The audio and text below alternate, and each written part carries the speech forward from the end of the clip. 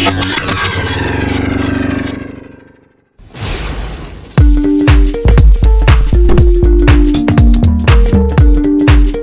ദിവസം ദിവ്യകാരുണ്യ സ്വീകരണത്തിന് ശേഷം ഞാൻ ഇപ്രകാരം കേട്ടു. എന്റെ മകളെ, എന്റെ കരുണയുടെ ആഴത്തിലേക്ക് നോക്കുക. കരുണയെ പുകഴ്ത്തുകയും മഹത്വപ്പെടുത്തുകയും ചെയ്യുക. ലോകം മുഴുവനുമുള്ള എല്ലാ പാപികളെയും എന്റെ അടുക്കൽ കൊണ്ടുവന്ന് എന്റെ കരുണക്കടലിൽ മുക്കിയെടുക്കുക. ആത്മാക്കൾക്ക് എന്നെ തന്നെ നൽകാൻ ഞാൻ ആഗ്രഹിക്കുന്നു.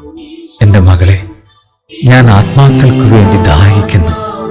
എന്റെ തിരുനാൾ ദിനം, എന്റെ കരുണയുടെ തിരുനാൾ ദിവസം നീ ലോകമെങ്ങും പോയി ബലഹീനരായ എല്ലാ ആത്മാക്കളെയും എന്റെ കരുണയുടെ ഉറവയിലേക്ക് കൊണ്ടുവരിക.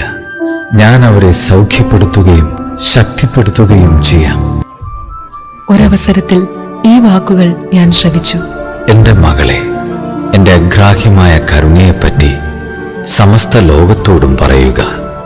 എല്ലാ ആത്മാക്കൾക്കും, പ്രത്യേകിച്ച് കഠിന പാപികൾക്ക് കരുണയുടെ തിരുനാൾ അഭയവും സംരക്ഷണവുമായി തീരുവാൻ ഞാൻ ആഗ്രഹിക്കുന്നു. ആ ദിവസം എന്റെ അനുകമ്പാർദ്രമായ കരുണയുടെ ആഴങ്ങൾ ഞാൻ തുറക്കും. എന്റെ കരുണയുടെ ഉറവിടത്തെ സമീപിക്കുന്ന ആത്മാക്കളുടെ മേൽ ഞാൻ പ്രസാദവരത്തിന്റെ വൻകടൽ തന്നെ ഒഴുക്കും.